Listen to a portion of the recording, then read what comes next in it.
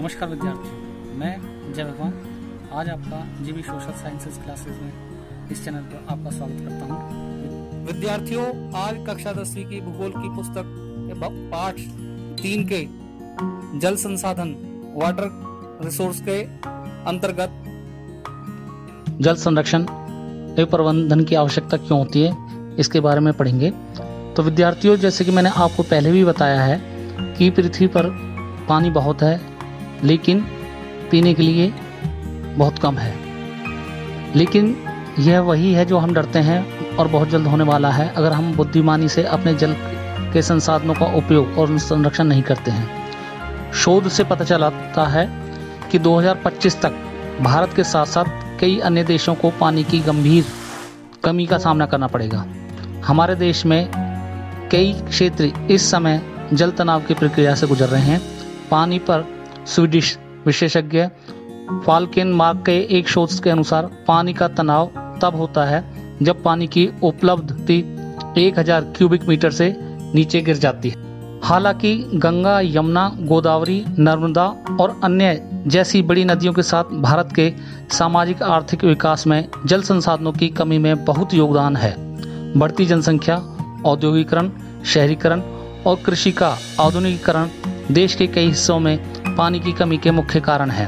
परिणाम स्वरूप हमारी अधिकांश प्रमुख नदियां विशेष रूप से अपशिष्ट उत्पादों और प्रदूषण से विषाक्त हो गई हैं। जल वास्तव में पृथ्वी पर जीवन के लिए एक आवश्यक संसाधन है और इसे संरक्षित किया जाना चाहिए।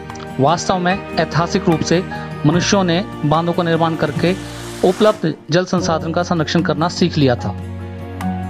बांध केवल हाइड्रोलिक संरचनाएं हैं जो बहते पानी के स्रोत और गंतव्य के बीच एक बाधा के रूप में कार्य करती हैं।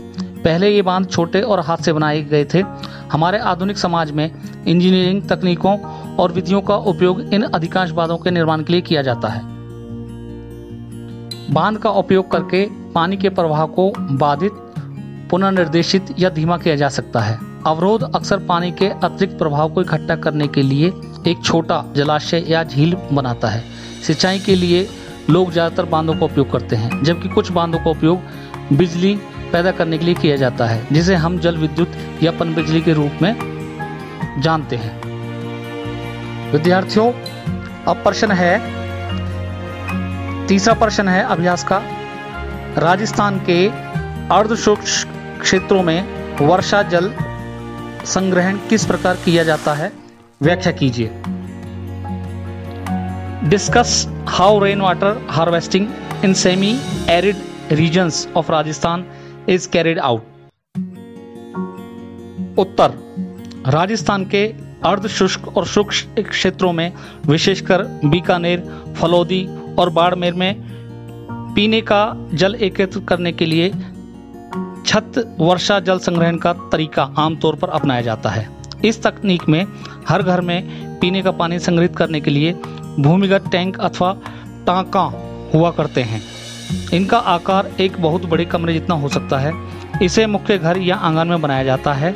ये घरों की ढलवा छतों से पाइप द्वारा जुड़े होते हैं। छत से वर्षा का पानी इन नलों से होकर भूमिगत टांका तक पहुंचता था, जहां इसे एकत्रित किया जाता था। वर्षा का पहला जल छत और नलों को साफ करने में प्रयोग होता था और उसे संग्रहित नहीं किया जाता। टांका में जल अगली वर्षा ऋतु तक संग्रहित किया जा सकता है। यह इसे जल की कमी वाली ग्रीष्म ऋतु तक पीने का जल उपलब्ध करवाने वाला स्रोत बनाता है। वर्षा जल को प्राकृतिक जल का शुद्धतम रूप माना जाता है। कुछ घरों में टांकों के साथ साथ भूमिगत कमरे भी बनाए जाते हैं, क्योंकि जल का यह स्रोत इन कमरों को भी ठंडा रखता था, जिससे ग्रीष्म ऋतु में गर्मी से राहत मिलती है। आज राजस्थान में छत वर्षा जल संग्रहण की रीति इंदिरा गांधी नहर से उपलब्ध 12मासी पेयजल के कारण कम होती जा रही है। हालांकि कुछ घरों में टांका की सुविधा भी अभी भी है, क्योंकि उन्हें नल के पानी का स्वाद पसंद नहीं है। विद्यार्थियों, प्रश्न 30 का दूसरा प्रश्न है, प्रश्न 3 का दूसरा भाग है। प्रश्न, परंपरागत वर्षा जल संग्रहण की पद्धतियों को आधुनिक काल में अपनाकर जल संरक्षण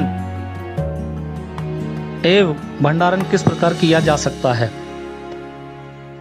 describe how modern adaptation of traditional rainwater harvesting methods are being carried out to conserve and store water.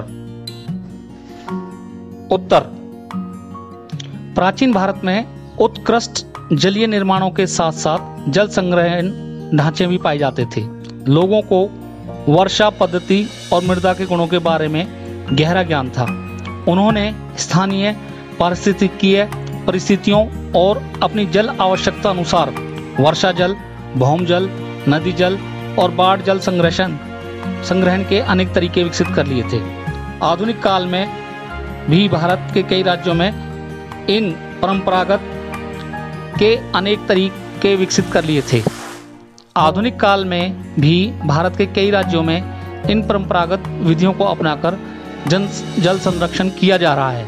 जैसे राजस्थान के बहुत से घरों में छत वर्षा जल संग्रहण के लिए भूमिगत टांकों का निर्माण किया जाता है।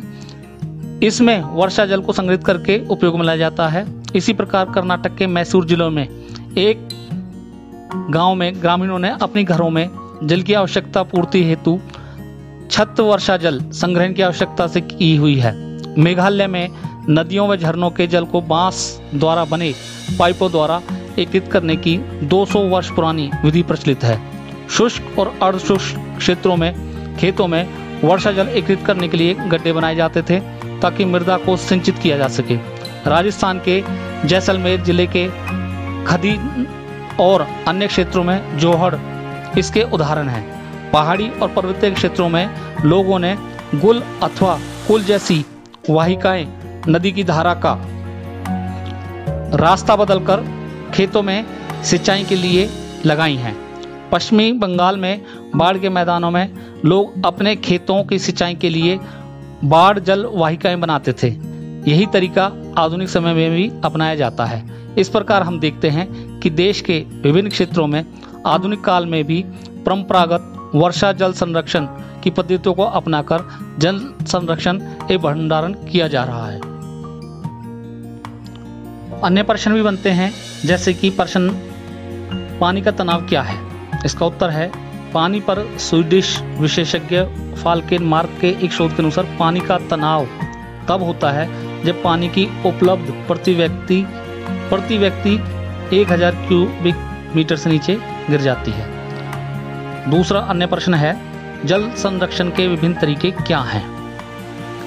हम विभिन्न तरीकों का उपयोग करके जल संसाधनों का संरक्षण कर सकते हैं। जैसे बांध, ये हाइड्रोक्लोरिक संरचनाएं हैं जो या तो जल निकाय से पानी के प्रभाव को नियंत्रित, पुनर्निर्देशित या बाधित कर सकती हैं।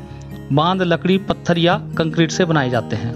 दूसरा, वर्षा जल संचयन, वर्षा जल को छतों या जमीन से एकत्रित किया जाता है और बाद में उपयोग के लिए बड़े टैंकों में संग्रहित किया जाता है। वर्षा जल संचयन राजस्थान, पश्चिम बंगाल, मेघालय और तमिलनाडु में लोकप्रिय हैं।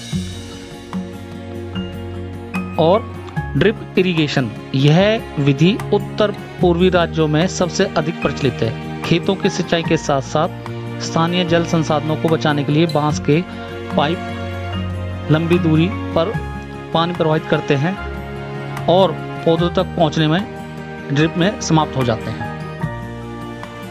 विद्यार्थियों, आपको मैं बता देना चाहता हूं कि भारत में प्राचीन जलीय कृतियां किस तरह से हुआ करती थी।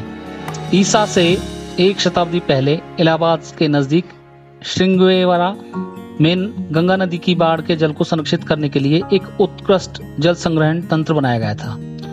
दूसरा, चंद्रगुप्त मौर्य के समय वृहद स्तर पर बांध, झील और सिंचाई तंत्रों का निर्माण करवाया गया। तीसरा, कलिंग, जिसे आज उड़ीसा कहते हैं, वहां पर नागार्जुन कोंडा आंध्र प्रदेश में, बेन्नूर कर्नाटक में और कोल्हापुर महाराष्ट्र में उत्कृष्ट सिंचाई तंत्र होने के सबूत मिलते हैं। अपने समय की सबसे बड़ी कृत्रिम झीलों में से एक भोपाल झील 11वीं सदी में बनाई गई थी। 14वीं शताब्दी में इल्तुतमिश ने दिल्ली में सिरी फोर्ट क्षेत्र में जल की सप्लाई के लिए एक हौज खास एक विशेष तालाब बनवाया था। तो इस तरह से प्राचीन काल में भी पानी को संरक्षित करने के लिए ये जलकृतियां मिली हैं। अगले वीडियो में मैं आपको multipurpose river projects and irrigated water resource management अर्थात बहुउद्देशीय नदी परियोजनाएं और समन्वित जल संसाधन प्रबंधन के बारे में बताऊंगा।